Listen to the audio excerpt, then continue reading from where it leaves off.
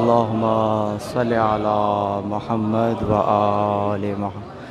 دشمنان منکران و قاتلان جميع شهداء کربلا واسیران کربلا علیہم السلام بابا خطوط العالم برای تاجیل ظہور آقا امام زمان بلندتر صلوات صلی علی محمد و آل محمد. ایک سورہ فاتحہ شہداء کربلا اور اسیران کربلا کے لیے. بسم اللہ الرحمن الرحیم. الحمدللہ رب العالمین الرحمن الرحیم مالک یوم الدین ایاک نعبد و ایاک نستعین اهدنا الصراط المستقیم صراط الذین انعمت علیہم غیر المغضوب علیہم ولا الضالین. درود پڑھے محمد و آل محمد پر. محمد و آل. اعوذ باللہ من الشیطان الرجیم.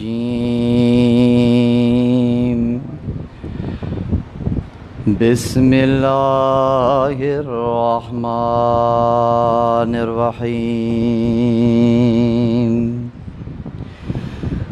الحمد للہ رب العالمین.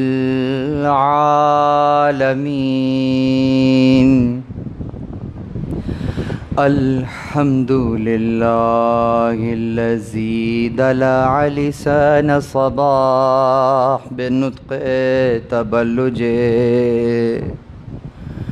وصرها قطع الليل المظلم بغياهب تلجلج واتقنا صنع الفلك الدوار في مقادير تبرج وشعشع ضياء الشمس بالنور تعجج الذي دل على ذاته بذاته وتنزه عن مجانسة مخلوقاته وجل عن ملائمة كيفياته الذي قرب من خطرات الظنون وبعد عن لحظات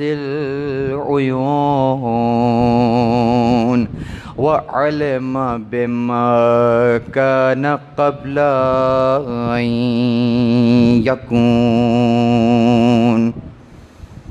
ثم الصلاة والسلام وتحية والإكرام على رسول ثقلين رحمة للمشرقين والمغربين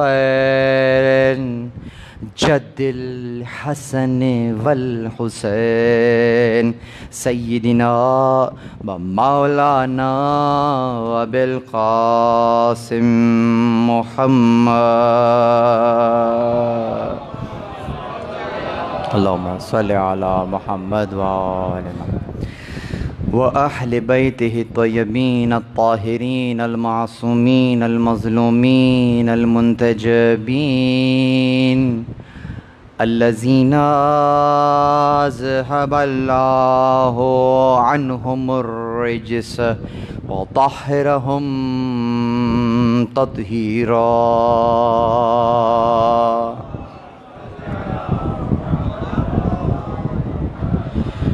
ولعنة الله على أعدائهم من يوم عداوتهم إلى قيام يوم الدين. أما بعد، قال الله سبحانه وتعالى في محكم كتابه المجيد وفرقانه الحميد. بسم الله الرحمن الرحيم. إن الله مع الذين اتقوا والذين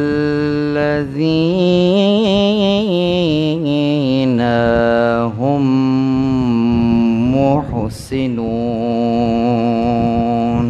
درود پڑھے محمد و آل محمد پر.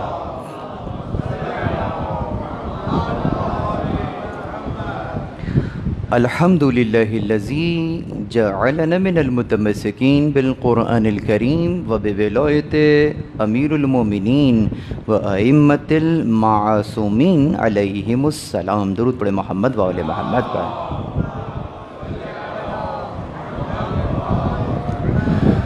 تمام تر تعریفیں خدائے وحدہ لا شریک کے لیے. درود اور سلام محمد اور اہل بیت محمد علیہ الصلاۃ والسلام کی ذوات مقدسہ پر. حمد ہے اس خدا کی کہ جس نے ہمیں اور آپ کو قرآن کریم، ولایت امیر المومنین اور دیگر ائمہ علیہم السلام کی ولایت سے متمسک کیا. پروردگار عالم کا لطف ہے، پروردگار عالم کا احسان ہے، پروردگار عالم کی توفیق ہے کہ اس نے آپ کی اور ہماری عمر کو اتنا طویل کیا کہ آج 1444 ہجری ماہ محرم الحرام میں ہم اور آپ ایک مرتبہ پھر سانس کھینچ رہے ہیں، اور خاص اس وقت کہیں اور نہیں بلکہ فرش عزا پر موجود ہیں. جو جملہ اکثر میں تکرار کیا کرتا ہوں کہ نہ فقط یہ کہ ذمہ داری بلکہ احساس ذمہ داری کا عملی ثبوت پیش کرتے ہوئے فرش عزا پر موجود ہیں، اور ہمیشہ کی طرح انشاءاللہ اس بار بھی وہ رزق پا رہے ہیں کہ جو ختم ہونے والا رزق نہیں ہے، باقی رہنے والا رزق ہے. اس لیے کہ یہ وہ رزق ہے کہ جس پر آپ کی اور ہماری بقا کا انحصار ہے. عزیزوں، یقیناً آج اس سلسلے کی پہلی ہی مجلس ہے. تقریباً 4 مجالس سے میں اس امام بارگاہ میں آپ سے خطاب کروں گا. جو عنوان میں نے ان 4 مجالس کے لیے منتخب کیا ہے، وہ عنوان یقیناً اپنی ضخامت کے اعتبار سے بھی اور اپنی اہمیت کے اعتبار سے بھی اگر دیکھا جائے تو بہت ہی زیادہ ضروری سمجھا کہ خاص ایام اعزاں میں اس موضوع کی طرف خاص توجہ دی جائے. عزیزوں، جو عنوان ہے وہ اگرچہ ایسا ہے کہ جس پر اگر سینکڑوں تقاریر بھی کی جائیں تو کم ہیں، لیکن وہ کہتے ہیں نا کہ اگر پیاس لگی ہو تو پورا دریا تو نہیں پی سکتے، لیکن جتنی پیاس ہو اتنا تو پی سکتے ہیں. تو ان 4 دنوں میں انشاءاللہ جتنا بھی زیادہ توفیق پروردگار عالم نے ہمارے شامل حال رکھی، اتنا استفادہ تو ہم انشاءاللہ ضرور کریں گے. عنوان بہت خاص ہے، آپ لوگ بھی سننے کو بے چین ہیں کہ آخر ایسا کون سا عنوان ہے کہ جس پر اس قدر ضروری سمجھا آغا نے کہ اس پر بات کریں. عنوان ہے اوصاف المتقین بزبان امام المتقین. متقین کی صفات امام المتقین کی نظر میں یا امام المتقین کی زبان سے؟ دیکھیے، ہم اور آپ بہت سی چیزوں کو پہچانتے ہیں، بہت سارے حقیقتوں کو پہچانتے ہیں کچھ نشانیوں سے۔ نشانیاں دیکھتے ہیں اور حقیقت تک پہنچ جاتے ہیں۔ کسی ڈاکٹر کی مثال لے لیجئے، ڈاکٹر کیا کرتا ہے؟ مریض جب آتا ہے تو اس کو یہ تو نہیں پتہ ہوتا کہ مجھے کیا ہوا ہے، وہ تو یہ بتاتا ہے کہ مرض کا تو معلوم نہیں ہے، وہ کچھ نشانیاں بتاتا ہے کہ یہ ہو رہا ہے، یوں ہو رہا ہے، یوں ہو رہا ہے۔ ڈاکٹر بھی اسی طرف دیکھتا ہے، پھر کچھ ٹیسٹ لکھتا ہے، ٹیسٹ رپورٹ آتی ہے، اس کے اندر کچھ کیمیکل اور کچھ بلڈ رپورٹ کے اندر موجود انزائمز، ان کو دیکھتا ہے، یہ اس سے کچھ نشانیاں دکھاتے ہیں۔ ایسا ہی ہے نا، نشانیوں کو دیکھ کر یہ مرض کی تشخیص کر لیتا ہے اور پھر علاج شروع ہو جاتا ہے۔ گویا آپ جب تھرمومیٹر بھی لگاتے ہیں تو تھرمومیٹر تو آپ کو ڈیجٹس، یا اگر مرکری کا تھرمومیٹر ہے تو وہ تو کچھ نشان دکھا رہا ہوتا ہے، وہ تو فقط چند نمبرز دکھا رہا ہوگا کہ جناب 100 ہے یا 101 ہے۔ آپ نمبر دیکھتے ہیں لیکن یہ نہیں دیکھتے کہ نمبر کیا لکھے آ رہے ہیں۔ نمبر کو دیکھ کر جو نتیجہ لیتے ہیں وہ یہ کہتے ہیں کہ بخار ہے۔ تھرمومیٹر پہ لکھا نہیں آیا ہے بخار ہے، تھرمومیٹر نے ایک نشانی دکھائی ہے، اس نشانی کو دیکھ کر آپ نے حتماً کہا بخار ہے۔ کیوں؟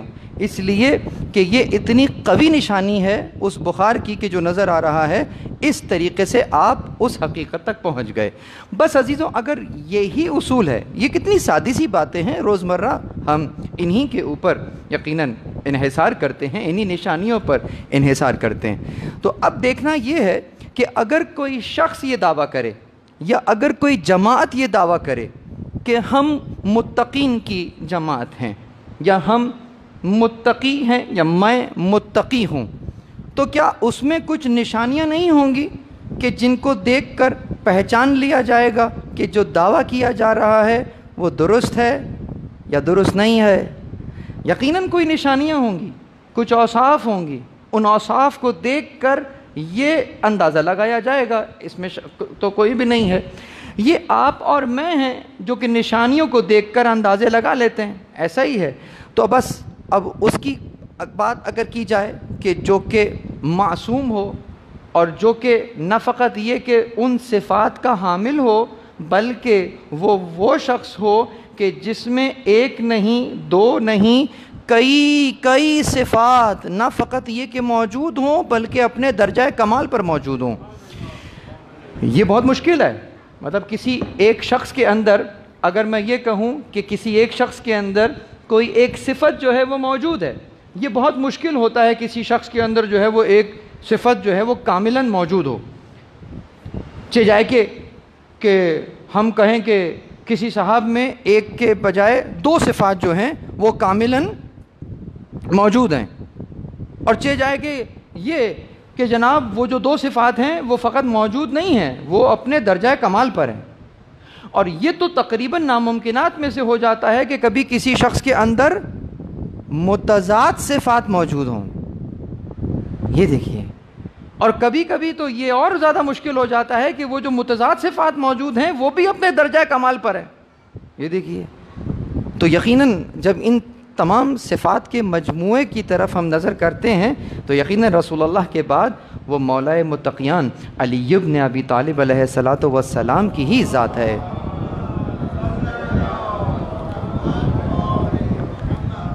کہ یقیناً جو کہ خود ان صفات کے نہ فقط حامل ہیں بلکہ درجہ کمال پر موجود ہیں۔ اب اگر وہ کسی کے لیے یہ بیان کریں کہ کون ہے متقی، کون ہے پرہیزگار، تو یہ ہمارے لیے بہت اہم نقطہ ہوگا، اس کو نوٹ کرنے والی بات ہوگی۔ یقیناً ان 4 مجالس کے اندر جو نکات بیان ہوں، انشاءاللہ امید رکھتا ہوں کہ اس کو آپ لوگ ذہن نشین کریں گے۔ اور قید العلم بالقلم، جیسے کہتے ہیں کہ علم کو قلم کے ذریعے سے جو ہے وہ قید کر لو، مقید کر لو۔ تو اگر نوٹ ڈاؤن کر سکتے ہیں تو نوٹ ڈاؤن بھی کریں۔ یہ دیکھیے کہ ہم اپنے تئیں کوئی بھی صفات قرار دے دیں، مومن ہونے کی، ایک صفات وہ ہیں جو میں اپنے مومن ہونے کے لیے قرار دوں گا کہ میں جناب دیکھوں یہ ہونا چاہیے، یہ ہونا چاہیے، یہ ہونا چاہیے، کچھ ہونا چاہیے، یہ ہماری اور آپ کی قرار دی ہوئی صفات ہیں۔ اور ایک صفات وہ ہیں کہ جو کہ امام معصوم قرار دے رہے ہیں کہ اگر متقی ہے تو یہ صفات ہونی چاہیے۔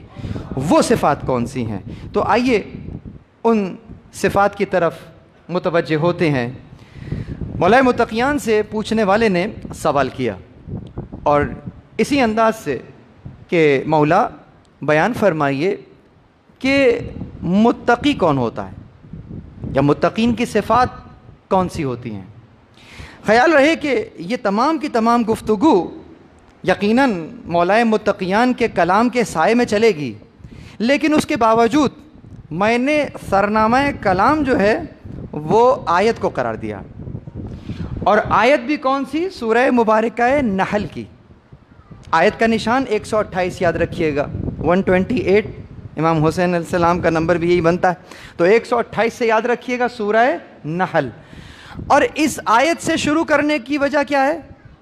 اس آیت سے مجلس کو شروع کرنے کی وجہ یہ ہے کہ جب پوچھنے والے نے پوچھا تھا متقین کی صفات، تو امام علیہ السلام نے جب اس کو صفات بیان کر رہے تھے تو درمیان میں یہ آیت تلاوت کی، یعنی کہ یہ میری تمام مجالس اس آیت کی شان تلاوت کے طور پر لی جا سکتی ہیں۔ یہ میں نے کیا کہا؟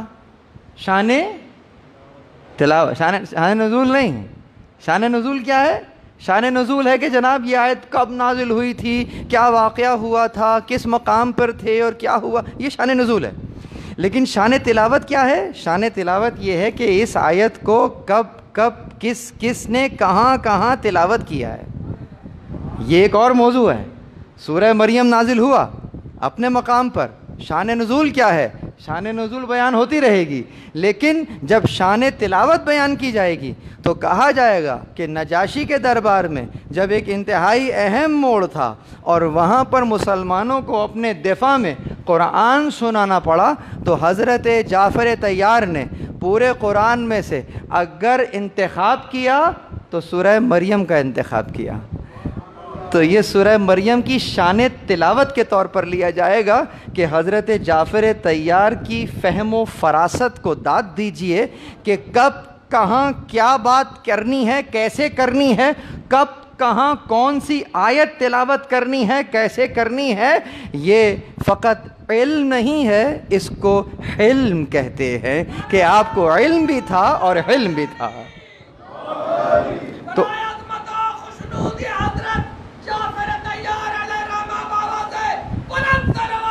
اللہ صلی علی محمد۔ تو آپ نے اس آیت کی تلاوت اس انداز سے کی کہ آیت آپ کے سامنے دہراتا ہوں کہ ان اللہ مع الذین اتقوا، تقو نہیں تقوا، یعنی بے شک یقیناً اللہ تعالی ساتھ ہے، مع الذین ان لوگوں کے ساتھ ہے، الذین اتقوا کہ وہ کہ جو کہ تقوی اختیار کر چکے۔ ٹھیک ہے، اتقو صیغہ امر ہوگا کہ تقوی اختیار کرو، اگر یہاں پر ان کی بات ہو رہی ہے کہ جو تقوی اختیار کر چکے ہیں ان سے پروردگار بات کر رہا ہے کہ ان اللہ مع الذین اتقوا، یقیناً بے شک اللہ ان کے ساتھ ہے جنہوں نے تقوی اختیار کیا۔ والذین، یہ والذین بتا رہا ہے کہ فقط تقوی اختیار کر لینا بھی کافی نہیں تھا، وگرنہ آیت وہیں ختم ہو جاتی۔ کہا والذین ہم محسنون، اور ان لوگوں کے ساتھ جو محسنون، جو احسان کرنے والے ہیں۔ تو گویا تقوی اختیار کرنے والے اور احسان کرنے والے، ان دونوں کے ساتھ پروردگار موجود۔ پوچھنے والے نے جب سوال کیا تھا اور اسی انداز سے ایک جگہ پوچھا مولا یہ جو زہد ہے، یہ جو تقوی ہے، اس کی تعریف کر دیجئے، تو وہ کہتے ہیں نا کہ نحن معشر الانبیاء امرنا نتکلم الناس علی قدر عقولہم، ہم معشر الانبیاء ہیں، ہم گروہ انبیاء ہیں۔ کون؟ امام معصوم، ہم گروہ انبیاء ہیں، ہمیں حکم ہوا ہے کہ لوگوں سے ان کی عقل کے مطابق بات کرو۔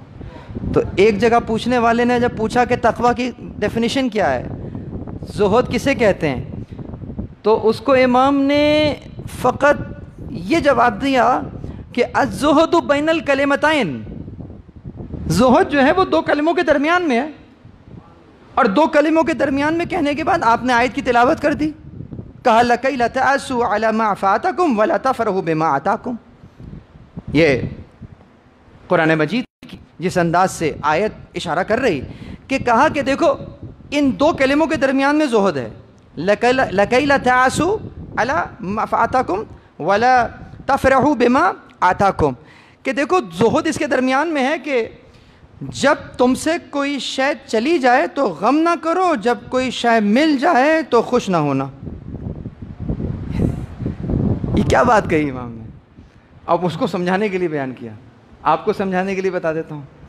یعنی کبھی کسی کیشیئر کو دیکھا ہے بینک میں، جب کبھی جاتے ہوں گے ونڈو پر اور کیشیئر سامنے ہے، ایک کیشیئر ایک دن میں لاکھوں روپے لیتا ہے، لاکھوں روپے دے دیتا ہے، ایسا ہے؟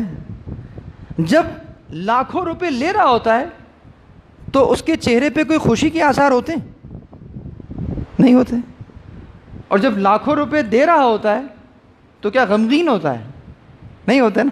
یہ دیکھیں، اگر نصیحت حاصل کرنے کے لیے در و دیوار کو بھی دیکھے نا تو وہ بھی استاد بن جاتے ہیں۔ نصیحت لینے والے تو بنو۔ بس اسی طریقے سے دیکھو کیوں نہیں خوش ہوتا، وہ کیوں نہیں غمگین ہوتا، وجہ کیا ہے، اس سے پوچھو کہ خوش ہونے کی کیا بات ہے، میرا کون سا ہے جو آیا ہے، اور جب دے رہا ہوتا ہے تو غم نہیں کرتا کہ میرا کون سا، میرا تھا ہی کب جو چلا گیا تو میں اس پہ غمگین ہوں۔ تو مولا فرماتے ہیں کہ اس دنیا میں جو تم رہ رہے ہو، جو تمہیں مل رہا ہے، تمہارا ہے ہی کہاں جو تمہیں مل رہا ہے، تو خوش ہونے کی کیا بات ہے، اور اگر چلا گیا تو تمہارا تھا ہی کب کے جانے پر تمہیں افسردگی ہو رہی ہے۔ درود پڑھیں محمد و آل محمد پر۔ کیا بات ہے، کیا بات، کتنی پیاری بات ہے۔ یعنی اس کو سمجھانے کے لیے اس سے پیاری بات نہیں ہو سکتی تھی۔ امام علیہ السلام نے کس طرح سمجھا دیا۔ اسی طریقے سے انشاءاللہ ان مجالس کے اندر امام علیہ السلام کی اس انداز کے جوابات جو کہ ایک بالکل عام فہم شخص کو دیے گئے کہ بچہ بھی سمجھ جائے، بیان کروں گا۔ تو یہاں پر امام نے اس انداز سے تعریف کی۔ لیکن ایک اور مقام کے اوپر جب امام کے ایک خاص صحابی ہیں، خاص یعنی کہ جسے کہتے ہیں انٹیلیجنٹ، انٹلیکچول، آج کی زبان میں آپ کہیں کہ وہ ریسرچر ہے، وہ چاہتا ہے کہ کسی چیز کو لفظوں کا سینہ چاک کر کے ان کے معنی تک پہنچے اور پھر ان معانی سے مزید اور آگے معانی تک پہنچے، تو اس شخص کا بیان آپ کے سامنے کرنا چاہتا ہوں۔ تو روایت ہے، رویہ ان صاحب لامیر المؤمنین، روایت کی کس کے لیے، کہا کہ ایک امیر المؤمنین کے ایک صاحب ہیں جو کہ امام کے پاس آئے، یقال لہ، ان کو کہا جاتا ہے حمام، نام ہے امام کے صحابی کا۔ کان رجل عابدا، وہ جو رجل تھے عابد تھے، عبادت گزار تھے، خدا کی بندگی اختیار کیے ہوئے تھے۔ بہت توجہ، روایت میں موجود ہے کیا، رجل عابد تھے، لیکن اس کے بعد سوال کر رہے ہیں، فقال لہ یا امیر المومنین، اے امیر المومنین، صف للمتقین، صف، اچھا یہ اب یہ امر کے طور پر بات ہوگی کہ مجھے بیان کریں، صف لی، میرے لیے، بہت توجہ رہے، میں بالکل لفظ بلفظ ترجمہ کر رہا ہوں کلام امام کا، جو امام علیہ السلام نے اس انداز سے بیان کیا اور جو ان کے سامنے کلام کیا گیا۔ مجالس کے اندر عموماً کوشش یہ ہونی چاہیے کہ خطیب اپنا کلام ذرا کم کر دیں اور مولا کے کلام کو ذرا زیادہ کر دیں، ہونا تو یہی چاہیے، ممبر تو ہے ہی مولا کے کلام کے لیے، جب مولا کا اتنا پیارا کلام موجود ہے تو آپ کو کلام کرنے کی ضرورت ہی کہاں ہے، آپ شرح کر دیجئے، اپنے خیالات اور اپنی جو عموماً تخیلات ہیں اس کو ذرا ایک طرف کر کے مولا ہی کے کلام کو اگر ان کی مجلس میں بیان کیا جائے تو یقیناً مجلسوں کی شان دوبالا ہو جائے گی۔ تو کیا کہا کہ مولا مجھے بیان کیجئے، صف لی میرے لیے بیان کیجئے۔ کیا بیان کیجئے؟ فرماتے ہیں کہ ایسی صفات میرے لیے بیان کیجئے حتیٰ کأنی انظر الیہم، جیسے کہ میں انہیں دیکھ رہا ہوں۔ مجھے متقین کی صفات ایسے بیان کریں کہ میں گویا سامنے انہیں دیکھ رہا ہوں، اس کیفیت پر میں آ چکا ہوں، مجھے بیان کریں، میں دیکھنا چاہتا ہوں، یعنی میرے سامنے آ جائیں، اتنا کھول کر بیان کر دیں کہ وہ صفات کا حامل شخص میرے سامنے مجسم ہو کر سامنے آ جائے۔ عموماً پوری تاریخ کھنگال کے دیکھیے گا، جب کبھی بھی امام متقین سے سوال کیا گیا نا تو ادھر سوال ختم ہوتا تھا، وہاں جواب سامنے ہوتا تھا، لیکن سوال پوچھنے والا کون ہے اور پوچھا کس سے جا رہا ہے اور کس قدر خطرناک انداز سے پوچھا جا رہا ہے کہ ایسے کہ میں دیکھ رہا ہوں۔ یہ وہ واحد جگہ ہے جہاں پر جو جملہ استعمال ہوا ہے، لکھا ہے فَتَثَاقَلُ عَنْ جَوَابِهِ، فَتَثَاقَل، امام علیہ السلام رک گئے، جواب دینے کے لیے اس کی طرف دیکھا اور رک گئے، یعنی امام ٹھہر گئے، جواب نہیں دے رہے۔ کیوں؟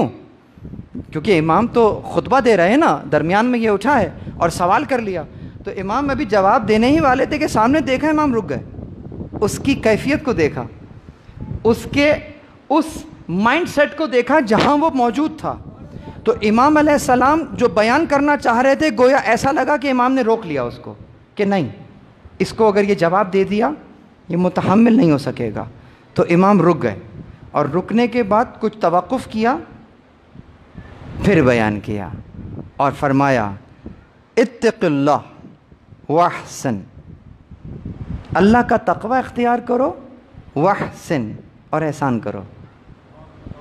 دو باتیں، آیت وہی آ گئی، صرف دو باتیں کہیں، کہا دیکھو اللہ کا تقوی اختیار کرو اور احسان کرو، پھر آیت کی تلاوت کی ان اللہ مع الذین اتقوا والذین هم محسنون، کہ اللہ تعالیٰ یقیناً ان کے ساتھ ہے جو تقوی اختیار کرتا ہے اور ان کے ساتھ کہ جو احسان کرتے ہیں۔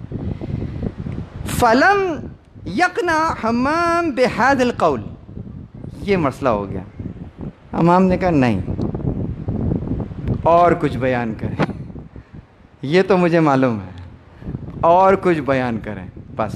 اس کے بعد امام علیہ السلام نے اس کی طرف دیکھا اور کہا کہ فحمد للہ، اللہ کی حمد کی، وَأَثْنَى عَلَيْهِ، اور صلی اللہ علیہ وآلہ وسلم، اور رسول اللہ کی آپ نے حمد اور ثنا کی، اور اس کے بعد پھر آپ نے کلام شروع کر دیا۔ اب جو کلام شروع کیا اس میں صفات بعد میں بیان ہوئیں، لیکن کلام کا آغاز کیسے کیا؟ آپ فرماتے ہیں وَاحْكَمْ بَيْنَ النَّاسِ بِالْحَقِّ وَأَقِمْ فِيهِمْ بِالْقِسْطِ وَلَا تَتَّبِعِ الْهَوَى وَلَا تَخِفْ فِي اللَّهِ لَوْمَهُ لَائِمٌ، یعنی اب امام علیہ السلام یہ فرما رہے ہیں کہ دیکھو تم لوگوں کے درمیان حق کی بات کرو، انصاف کی بات کرو، لیکن ابھی بھی وہ صفات کی بات نہیں ہو رہی ہے جو ابھی آنے والی ہیں۔ صفات کی بات جب شروع کریں گے تو وہ ایک بہت ہی گہری بات تھی۔ فرماتے ہیں سبحان اللہ وتعالی خلق الخلق، پاک ہے وہ پروردگار کہ جس نے مخلوق کو خلق کیا، حین خلقہم غنیا عن طاعتہم، ایسے عالم میں مخلوق کو خلق کیا کہ اس کی اطاعت کیے جانے، یعنی کہ اس کی اطاعت کی کروانے میں پروردگار غنی تھا۔ یعنی مخلوق کو خلق کیا لیکن اس مخلوق کی عبادت کی ضرورت خالق کو نہیں تھی۔ خالق نے مخلوق کو خلق ہی ایسے کیا کہ ہمیں تمہاری عبادت کی ضرورت نہیں ہے، کیوں؟ صمد ہے اس لیے۔ پھر فرمایا آمن من معصیتہم، کہ جو خلق کیا ایسے کیا کہ اگر یہ معصیت کرے تو اس کا ہمیں کوئی فرق نہیں پڑتا۔ یعنی پروردگار عالم اگر پوری مخلوق، تمام مخلوقات پروردگار کی معصیت شروع کر دیں تو پروردگار کی کبریائی پہ کوئی فرق نہیں پڑتا۔ اگر پوری کی پوری مخلوق پروردگار کی مطیع بن جائے بشمول ابلیس تو بھی پروردگار کی کبریائی پہ کوئی اضافہ نہیں ہوتا۔ حمد ہے، ایک مقام پر معصوم کا قول ہے، حمد ہے اس کی کہ جو اپنے آپ کو کوئی فائدہ نہیں دے سکتا۔ کیا جملہ ہے یہ، گھر تک سوچتے جائیے گا۔ حمد ہے اس کی جو خود کو کوئی فائدہ نہیں پہنچا سکتا۔ کیوں؟ فائدہ کسے کہتے ہیں؟ فائدہ اسے کہتے ہیں کہ اگر یہ شے مجھے مل جائے تو میرا درجہ بہت بلند ہو جائے گا یا مجھے بہت فائدہ ہوگا۔ مجھے بتائیے پروردگار کیا اس قسم کی کوئی خواہش رکھتا ہے کہ اگر یہ ہو جائے تو مجھے بہت فائدہ ہو جائے؟ پروردگار کو کوئی فائدہ اس انداز۔ یہ اہل بیت علیہم السلام ہے جو اس انداز سے توحید سمجھاتے ہیں۔ ایک مقام پہ کہہ رہے تھے کہ حمد ہے اس خدا کی کہ جو اپنی عزت سے پہلے ہے۔ کہاں کدھر کی بات ہو رہی ہے؟ حمد ہے اس کی جو اپنی عزت سے پہلے تھا۔ عزت سے پہلے تھا یعنی کہ کیا؟ عزت سے پہلے یعنی عزت کسے کہتے ہیں؟ یعنی کہ کسی کو قابل عزت سمجھنا، کسی کی بڑائی بیان ہونا، کسی کو بڑا سمجھنا۔ تو جب پروردگار عالم نے مخلوق کو خلق کیا تو انہوں نے اپنے خالق کی معرفت حاصل کی، انہوں نے اس کی تعظیم کی۔ ایسا ہی ہے نا؟ تو تعظیم بعد میں ہوئی، ایک وقت تھا تعظیم نہیں تھی۔ کیوں نہیں تھی؟ کوئی تھا ہی نہیں کہ جو تعظیم کرتا۔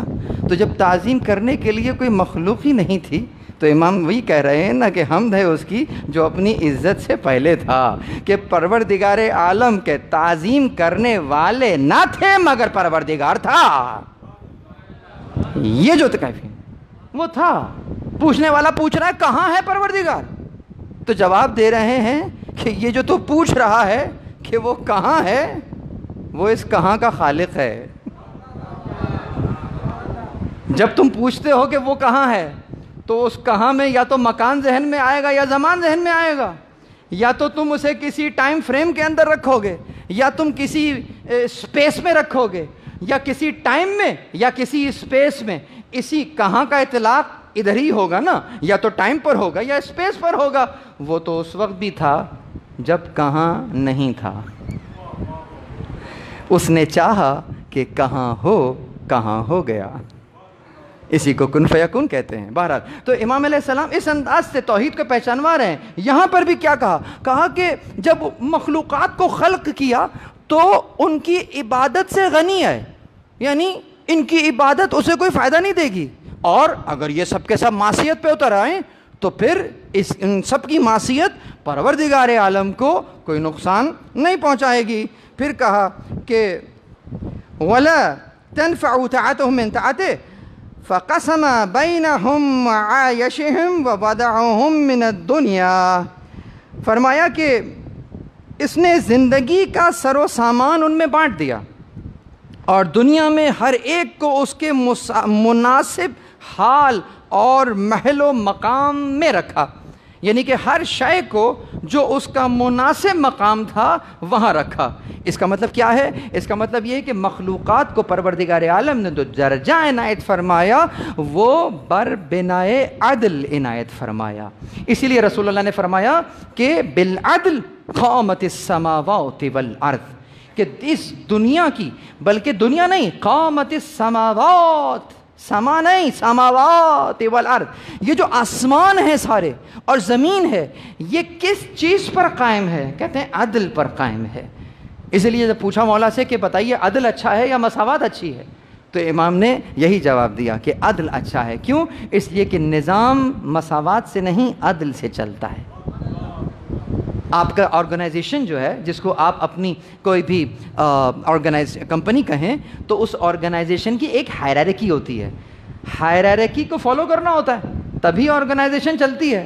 تو ہائرارکی کا مطلب کیا ہے؟ اس کا مقام یہ ہے، اس کا مقام یہ ہے۔ اسی کو عدل کہتے ہیں کہ شے کو اس کے مقام پر رکھ دینا۔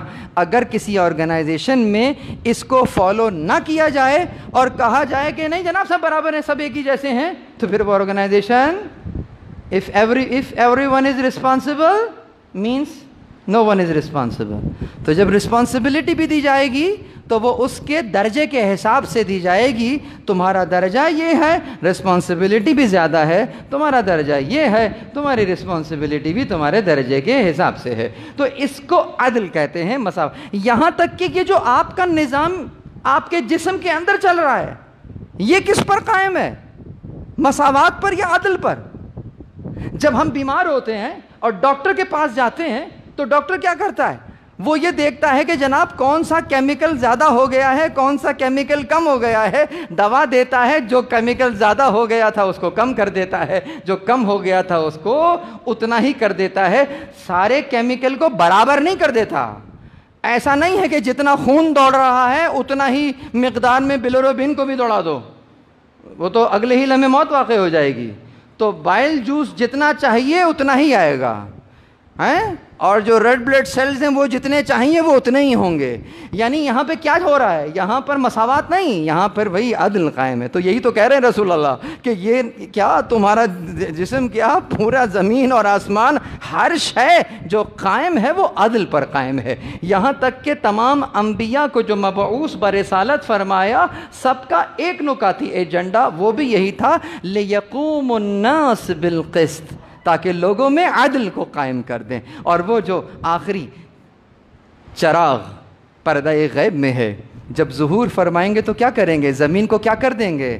عدل اور انصاف سے ایسے بھر دیں گے, کما ملئت ظلما و جورا. جیسے ہی عدل اور انصاف سے دنیا کو پر کریں گے تو یقیناً دنیا ہی جنت کا نظارہ پیش کرے گی. درود پڑھے محمد و آل محمد.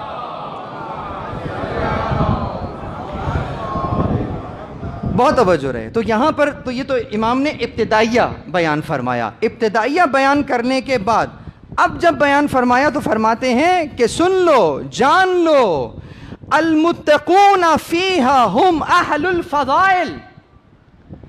تم پوچھ رہے تھے نا کہ متقی کی ایسی صفات بیان کریں کہ میں دیکھ رہا ہوں ان کو. آپ نے فرمایا کہ جان لو یہ ہیں وہ فضائل جو متقیوں کو حاصل ہیں. پھر آپ فرماتے ہیں کیا کہا؟ فرمایا کہا فالمتقون فیہا ہم اہل الفضائل منتقہم الصواب. یہ پہلی صفت امام علیہ السلام نے بیان فرمائی. کیا؟ منتقہم الصواب. منتقہم الصواب یہ نکلا ہے نطق سے. نطق کسے کہتے ہیں؟ کلام کرنا. نطق کہتے ہیں کلام کرنے کو. عزیزوں ایک بات یاد رکھیے گا, بولنا اور ہے, کلام کرنا اور ہے. بولنا اور ہے, کلام کرنا اور ہے, نطق کرنا اور ہے. امام علیہ الصلوۃ والسلام سے درود پڑھے محمد والے محمد پر. دیکھیے یہ میرے ذہن کا مسئلہ ہے. مسئلہ یہ, میں اس قدر اس مادی دنیا میں اس قدر ایڈجسٹ ہو گیا ہوں کہ میں اپنی روحانیت کی طرف متوجہ ہی نہیں ہوں. امام علیہ الصلوۃ والسلام کا ہر کلام مجھے میری اصل سے جوڑ دیتا ہے.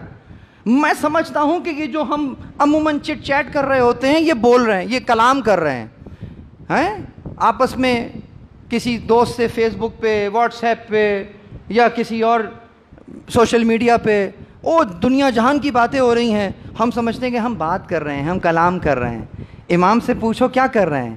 ضروری نہیں ہے کہ ہر بولنے والا کلام کر رہا ہو. بہت توجہ.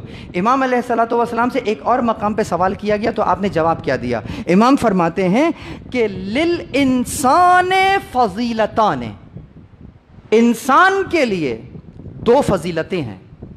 للانسان فضیلتان, العقل والمنطق. دو فضیلتیں انسان کے پاس کون سی ہیں؟ یہ انسان کے پاس ہیں, جانور کے پاس نہیں ہیں, انسان کے پاس ہیں. اچھا اب انسان کے پاس ہیں, چلو میں نے کہہ دیا جانور کے پاس نہیں ہے, تو آپ کہیں گے خوش ہو گئے کہ چلو جانور کے پاس نہیں ہے, ہمارے پاس ہے. نہیں, جب انسان کے پاس ہیں تو کسی کے پاس نہیں ہے, فرشتے کے پاس بھی نہیں ہے. دیکھیے یہ کیا ہوا. یعنی کہ ان دو چیزوں میں ابھی جو آنے والی ہے کوئی ایسی چیز ہے کہ جو انسان کے پاس ہے, اور ایسی شے ہے کہ اس کو یہ شے افضل المخلوقات، اشرف المخلوقات قرار دے رہی ہیں.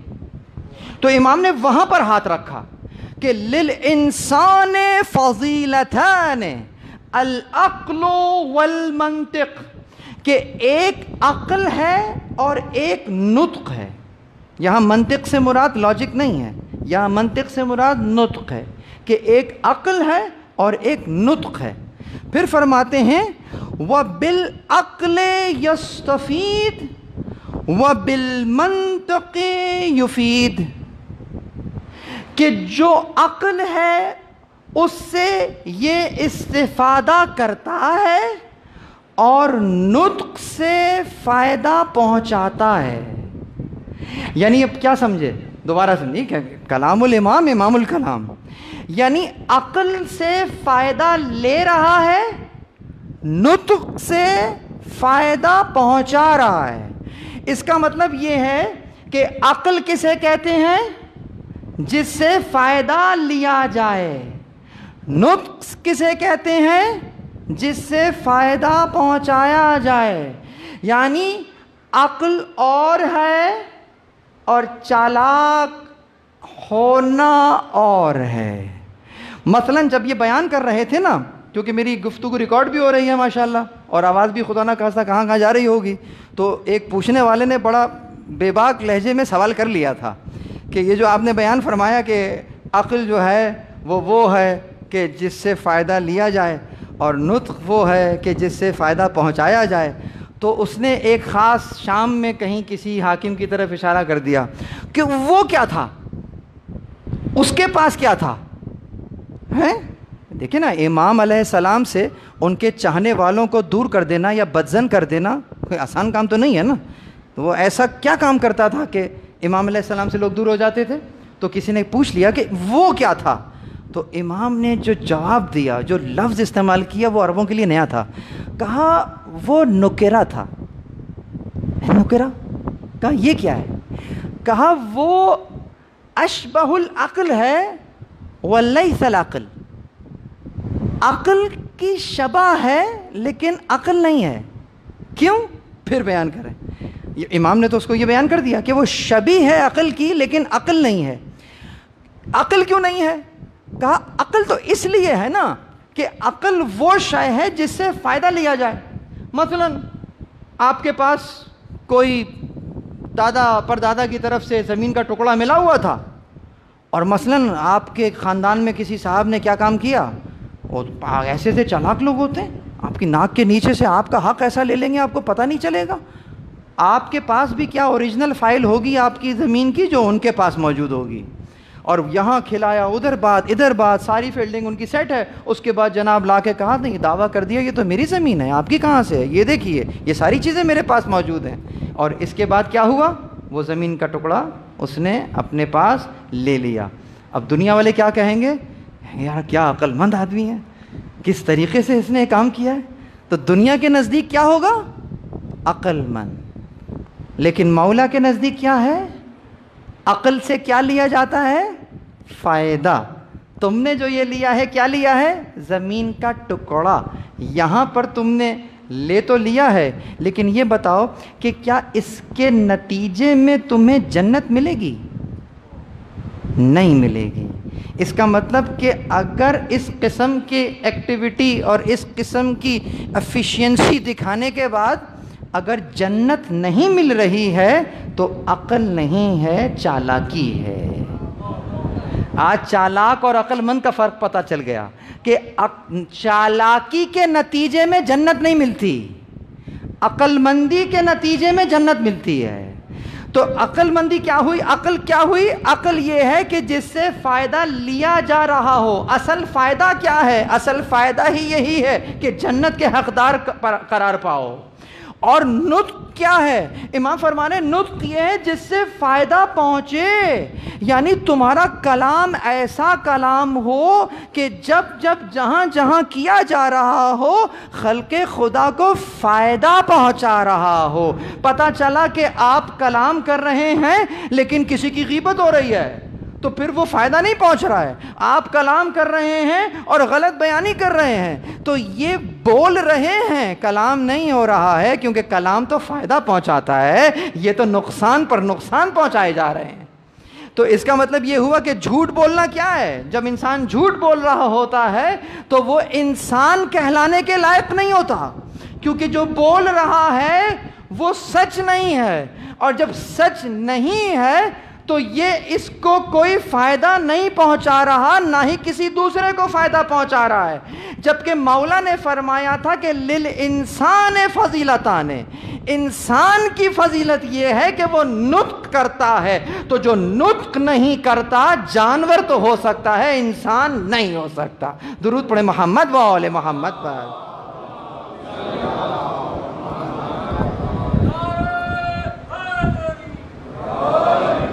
تو انسان کے لیے نطق ضروری ہے, یعنی کہ رشد اور ہدایت کے لیے بات ہونی چاہیے.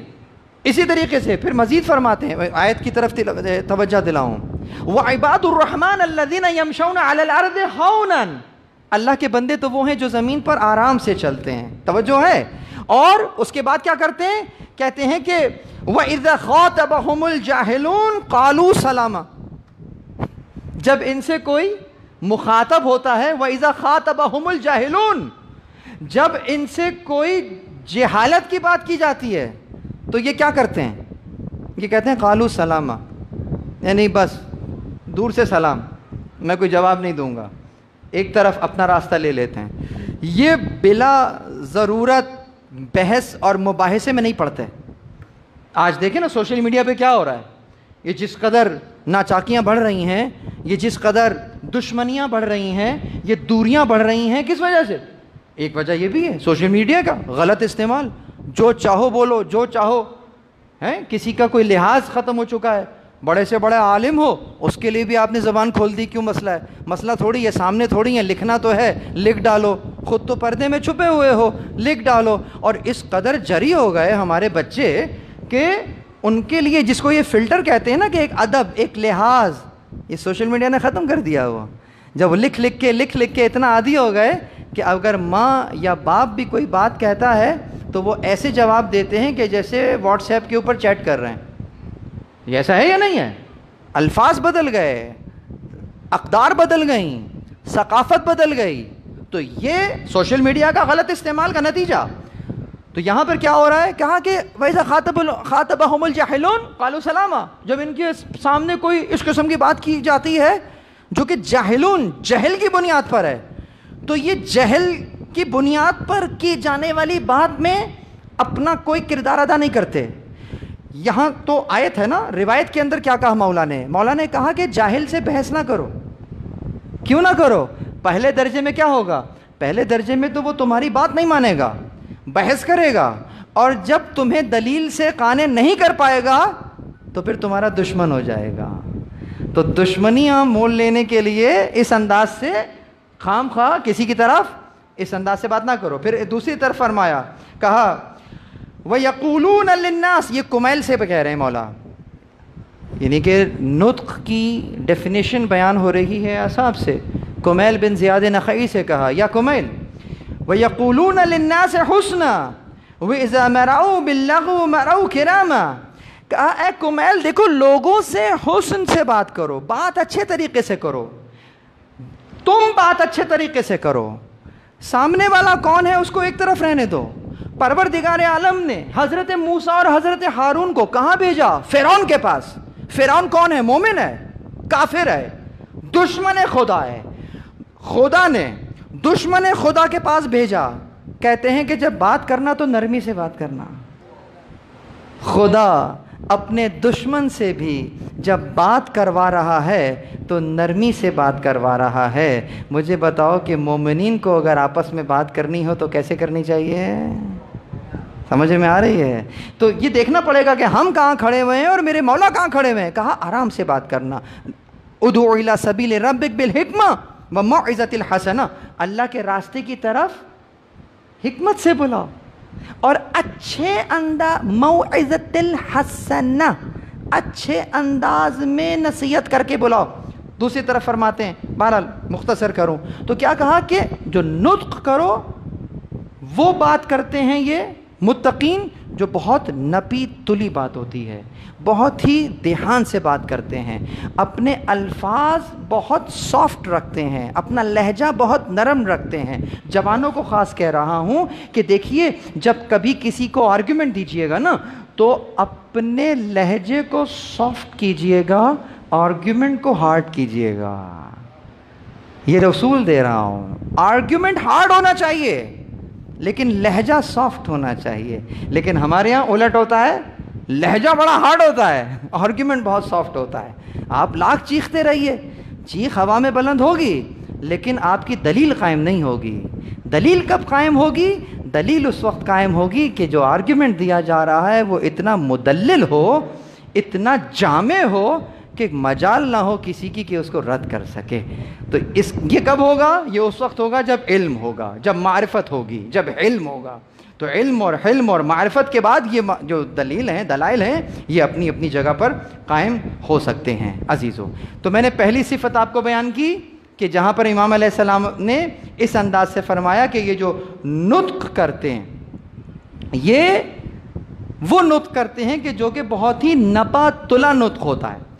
دوسری صفت امام علیہ السلام نے بیان کی، ویسے تو تقریباً 13 صفات ہیں لیکن ان 4 مجالس میں جتنی توفیق ہوئی انشاءاللہ بیان کروں گا۔ ایک بلند آواز میں درود پڑھ دیجئے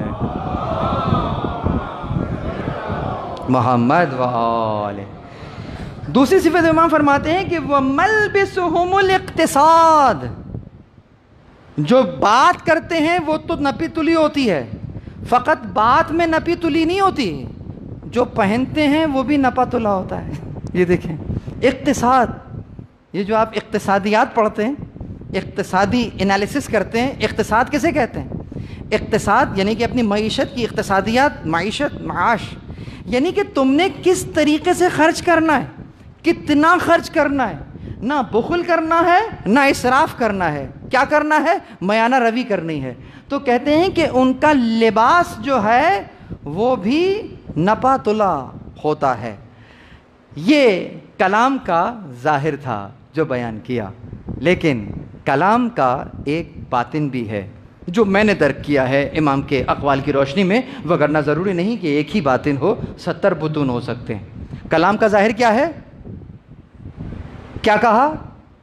وَمَلْبِسُهُمْ الاقتصاد، لیکن یہاں پر یہ ان کا میانہ روی اختیار کرتے ہیں پہننے میں، بس یہاں تک تو یہ بات ہو گئی۔ لیکن اب ذرا اندر آئی، یا بنی آدم قد انزلنا علیکم لباسا، ہم نے تمہارے لیے اتارا ہے کیا؟ لباسا یواری سواتکم وریشا۔ ریشا کسے کہتے ہیں؟ ریش کہتے ہیں پروں کو، جو اکثر داڑھی کو بھی ریش کہتے ہیں نا، تو وہ پروں سے لیا گیا مستعار ہے، ریش یعنی پر۔ تو امام فرما یہاں پہ کہتے ہیں کہ اے بنی آدم، آیت ہے قد انزلنا علیکم لباسا یواری سواتکم وریشا، کہ اے بنی آدم تم پر اتارا ہے ہم نے لباس کو، اور تمہارے لیے کیا قرار دیا کہ تم اپنے آپ کو سنوارو۔ کس طریقے سے؟ وریشن، ریش سے تم اپنے آپ کو سنوار لو، یعنی مختلف رنگوں اور مختلف انداز سے اپنی زینت کو اختیار کرو۔ تو لباس کیا کام کرتا ہے؟ لباس یقیناً پہلے درجے میں آپ کو ڈھانک لیتا ہے۔ لباس کیا کرتا ہے؟ ڈھانپتا ہے۔ لباس انسان کے عیب کو چھپاتا ہے، گرمی اور سردی سے بچاتا ہے۔ یہ لباس کا کام ہے یا نہیں ہے؟ بہت توجہ رہے۔ کس کو بچاتا ہے؟ تمہیں بچاتا ہے۔ لباس کسے بچاتا ہے؟ تمہیں بچاتا ہے، تمہاری زینت قرار پاتا ہے۔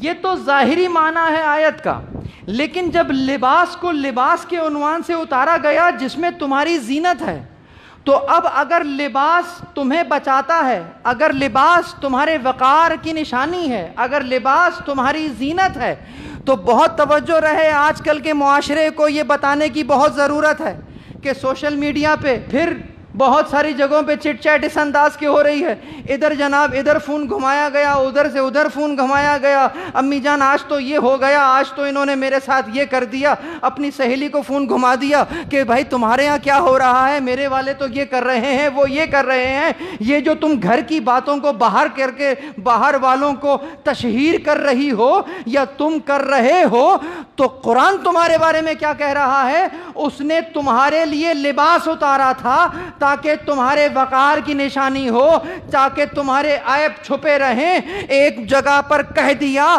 ہن لباس لکم وانتم لباس لہن، تم اپنی عورتوں کے لیے لباس ہو، تمہاری عورتیں تمہارے لیے لباس ہیں۔ لباس کا مطلب ہی یہی ہوتا ہے جو ڈھانک لے، جو ڈھانپ لے، جو عیب کو چھپا لے۔ اس کا مطلب یہ ہے پروردگار عالم اس زوجہ کو لباس کہہ رہا ہے جو اپنے زوج کی برائی کو ڈھانپ لیتی ہے، جو اپنے زوج کی عزت اور وقار کی حفاظت کرتی ہے۔ وگرنہ جس کو یہ توفیق حاصل نہیں ہو رہی تو پھر پروردگار عالم اس کے لیے لباس کا لفظ استعمال نہیں کرے گا۔ تو مجھے بتائیے کہ بغیر لباس کے جو شخص ہے اس کو کیا کہا جاتا ہے؟ تو اس اعتبار سے کس قدر چوکنا ہونا چاہیے، یعنی معاشرے کے اندر جب کسی کا عیب اگر دیکھ رہے ہو تو اس عیب کو چھپا لو۔ کیوں؟ اس لیے عیب کو، اسی لیے کہا عیب کو چھپا لیا کرو، عیب کی تشہیر نہ کرو۔ ہمارے یہاں کیا ہوتا ہے، اگر کہیں عیب دیکھ لیا تو جناب اسٹیٹس پہ لگا دیا فلاں جگہ یہ ہو رہا ہے اور اس کی تشہیر ہو رہی ہے۔ ایک جگہ چھپ کر گناہ ہوا ہے، ٹھیک ہے، گناہ کرنے والے کوئی آنکھ میں اتنی شرم تھی کہ وہ چھپا رہا تھا، لیکن تم نے کیا کیا؟ تم نے اس کو پوری دنیا کے سامنے کر دیا۔ تو اس کو کہتے ہیں گناہ کی تشہیر کرنا۔ نہ فقط تم نے تشہیر کی بلکہ 15 لوگوں کے دل میں ایک اور تشویق آ گئی ہوگی کہ اچھا ایسا بھی کچھ ہو سکتا ہے، تو چلو یہ بھی کر کے دیکھتے ہیں۔ تو اس انداز سے کیا کہا، اسی کا برائی کو چھپا لو، ٹھیک ہے، نہیں دیکھا میں نے، کیوں؟ اس لیے کہ آج میں چھپا رہا ہوں، پروردگار ستار العیوب ہے، کل میرے عیب چھپائے گا۔ درود پڑھے محمد و آل محمد پر۔ اسی طرح سے کہا وَهُوَ الَّذِي، بس یہ آخری آیت ہدیہ کروں گا کیونکہ وقت تمام ہو رہا ہے۔ وَهُوَ الَّذِي جَعَلَ لَكُمُ اللَّيْلِ لِبَاسًا، یہ دیکھیے یہاں ایک اور میسج جو ہے وہ اپنے خاص جوانوں کو آج دینا چاہوں گا۔ آج کل ماشاءاللہ جس ثقافت کو ہم نے اپنا لیا ہے اس ثقافت کو اگر غور کریں تو آیت کو ذرا اس انداز سے دیکھیے کہ پروردگار عالم نے رات کو لباس کہا ہے۔ وَهُوَ الَّذِي جَعَلَ لَكُمُ اللَّيْلِ لِبَاسًا وَالنَّوْمَ سَبَاتًا وَجَعَلَ النَّهَارَ نَشُورًا، کہ اور وہی ہے جس نے کیا کیا ہے، تمہارے لیے رات کو لباس قرار دیا ہے۔ رات کو لباس کیوں قرار دیا ہے؟ جب رات چھا جاتی ہے تو کیا ہوتا ہے؟ اندھیرا چھاتا ہے۔ جب اندھیرا چھا جاتا ہے تو شے کیا ہو جاتی ہے؟ چھپ جاتی ہے۔ تو پروردگار نے اس چیز کو جو کسی شے کو چھپا لے لباس کہا ہے۔ توجہ ہے؟ لباس کیسا ہونا چاہیے پھر ہمارا؟ کہ جو ہمارے بدن کو چھپا لے۔ اگر چھپا رہا ہے تو لباس ہے، وگرنہ جو آج کل ویسٹ سے لباس آ رہا ہے کہ جو ہمارے جوان پہن رہے ہیں اور جس انداز سے باہر پہنا جا رہا ہے کہ اگر پہن لیا یا نہ پہنا جائے تو برابر ہے۔ اس کا مطلب یہ ہے کہ اگر کوئی ایسے کپڑے پہن لیے ہیں، ان کپڑوں کے لیے جو عربی میں لفظ ہے وہ ثوب ہے، تو ہر ثوب لباس نہیں ہوتا۔ ثوب اور ہے، لباس اور ہے۔ جو ڈھانپ رہا ہے وہ لباس ہے، جو ڈھانپ نہیں رہا وہ ثوب ہے۔ پروردگار عالم ڈھانپنا چاہتا ہے، جیسے رات کو لباس کہا ہے۔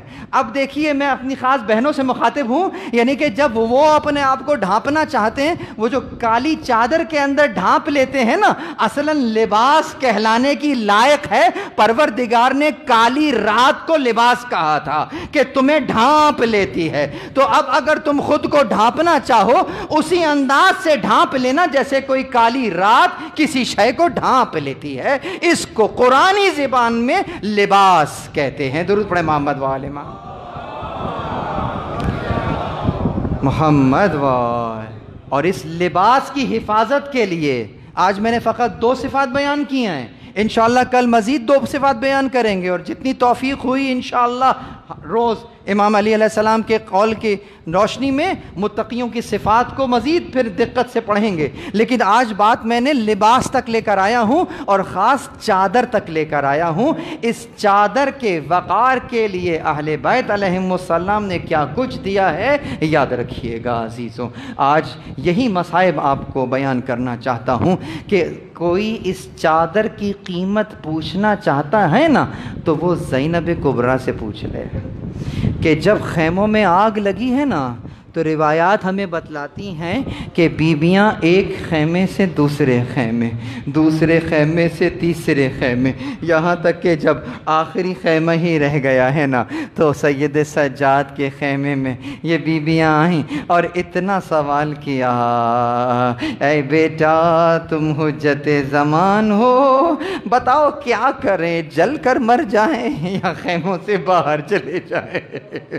بس عزیزوں مجھے اتنا بتا دیجیے گا کہ یہ بہت سادہ سا مسئلہ ہے جو بی بی زینب نے سوال کیا ہے، لیکن ایک بات سمجھ میں آ گئی کہ بی بی کے لیے جل کر مر جانا گوارا ہے، بغیر چادر کے خیمے سے باہر جانا گوارا نہیں ہے. عزیز و امام نے یہی کہا کہ جان بچانا واجب ہے، خیمے سے باہر چلیے. اللہ اکبر، کیا بھیانک رات تھی، کس انداز سے رات گزر گئی، اور دوسرے دن کا سورج طلوع ہوا. عزیزوں ظہر کا وقت آیا، تمام ہوا. ظہر کے وقت کے بعد عمر سعد نے ملعون نے اپنے مرداروں کو تو دفن کر دیا، لیکن نواسے رسول اور ان کے اصحاب کو کربلا کی تپتی ریتی پر یوں ہی چھوڑ دیا. روایات ہمیں بتلاتی ہیں کہ بیویوں کو بے کجاوا اونٹوں پر سوار کیا گیا، ہاتھوں میں رسیوں کو باندھا گیا، اور ان رسیوں کی ایک سرا یعنی تمام کے تمام اونٹوں کو تو باندھا ہوا ہے نا ایک انداز سے، اور جو آخری جو شروع میں جو اونٹ ہے نا اس کی مہار کس کے اس کی مہار کس کے ہاتھ میں ہے؟ آپ کے اور میرے غیور امام کے ہاتھ میں. گلے میں توق ہے، پیروں میں بیڑیاں ہیں، ہاتھوں میں اس اونٹ کی مہار ہے جس پر پھوپھیاں اور بہنیں بے ردا. آہستہ آہستہ قافلہ روانہ ہو رہا ہے. ان ملائن نے ایک ستم اور کیا، ان قافلے کو کہاں سے گزار رہے ہیں جہاں ان کے پیاروں کی لاشیں، ان کی لاشوں کے درمیان سے کسی خاتون کی نگاہ میں علی اکبر کا لاشا، کسی کے سامنے علی اصغر کا ننھا سا لاشا، کہیں قاسم کا پامال بدن ہے. جب یہ قافلہ آہستہ آہستہ اس مقام پر آیا جہاں غریب زہرا پتھروں میں، اللہ اکبر، بس یہ منظر زینب کبریٰ نے دیکھا. ایک روایت میں ام کلثوم کا نام ملتا ہے جب انہوں نے بھائی کا لاشا دیکھا، لیکن جو فعل لکھا ہے وہ ایک ہی لکھا ہے کہ خود کو اونٹ پر پھر رہا نہ گیا، اونٹ سے خود کو زمین پر گرا دیا.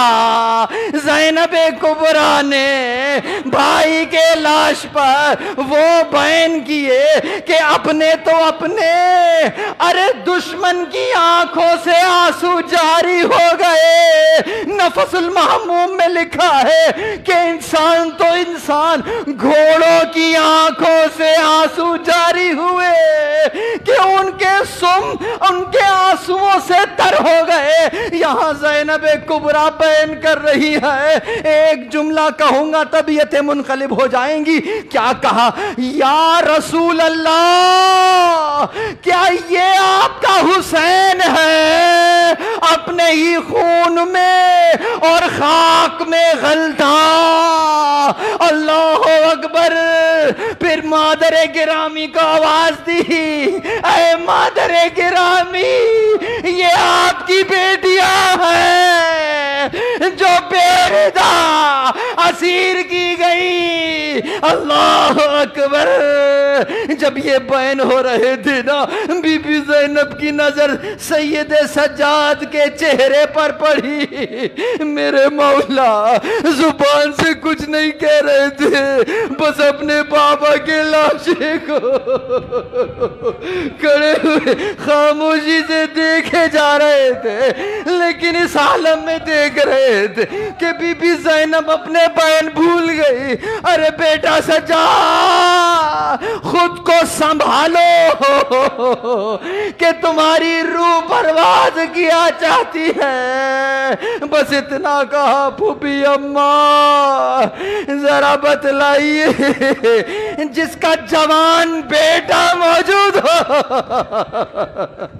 ارے جس کا جوان بیٹا موجود ہو، اس کے بابا کا لاشا ارے تپتی زمین پر یوں ہی بے گور اور کفن چھوڑ دیا جائے۔ بی بی زینب نے اپنے امام زمانہ کو کیا کہہ کر تسلی دی؟ رونے والوں، تمہاری آنکھوں میں آنسو ہے نا؟ یقین جانو تمہیں بی بی زینب نے وہاں یاد کیا ہے، تمہاری وجہ سے امام کو تسلی دی۔ کیا کہہ کر؟ کہتی ہیں یہ ایک عہد تھا جو ہمارے جد سے لیا گیا، میں نے اپنے بابا سے سنا ہے یہاں قبریں بنیں گی، یہاں قبریں بنیں گی، یہاں مزار تعمیر ہوں گے، ہمارے چاہنے والے ارے ان قبور کی زیارت کے لیے آئیں گے۔ میں کہوں گا عزادارو، اب جب کبھی بھی کربلا جانا یا اپنے گھر کی چھت سے غریب زہرا کو سلام کرنا تو بی بی زہرا کو، بی بی زینب کو گواہ بنا لینا۔ بی بی آپ نے ہمیں یاد کیا تھا، گواہ رہیے گا۔ السلام علیکہ یا ابا عبداللہ، زائر آ گئے۔ انا للہ و انا الیہ راجعون۔ وسیعلم الذین ظلموا ای منقلب ینقلبون۔ جن لوگوں نے ظلم کیا ہے انہیں عنقریب معلوم ہو جائے گا کس جگہ لوٹائے جائیں گے۔ پروردگار تجھے واسطہ